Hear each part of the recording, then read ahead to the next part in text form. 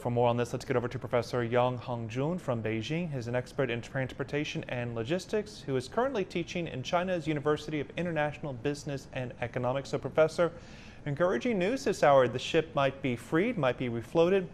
Talk about how critical that is to the world's shipping industry. So about 12% of the global trade passes through the Suez Canal, with more than 1 billion tons of cargo going through it each year.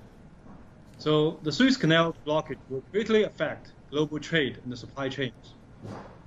Allianz research estimates that for every week of disruption in the Suez Canal, global trade growth may be reduced by 0.2% to 0.4%.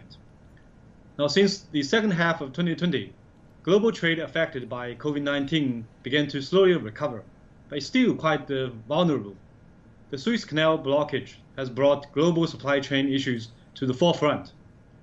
The manufacturing industry and the global economy, which were severely hit by COVID-19, have started to recover, but still faces problems such as insufficient supply chain recovery, high transportation costs, and rising raw material prices. Yeah, I mean, considering, Professor, the impact we're seeing on markets around the world, on the global supply chain, on oil markets, stock markets, what do you think are the long-term lessons from this, if there are any, to make sure that something like this does not happen again? Yeah, so I think one thing probably we can do is we can focus on more on the road transport, like, for example, like China-Europe freight trains.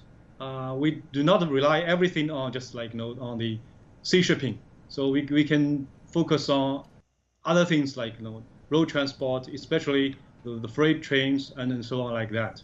So that will kind of avoid the vulnerability of the global supply chains. If one canal is blocked, we can have alternative transport modes or transport routes to ship the stuff all around the world.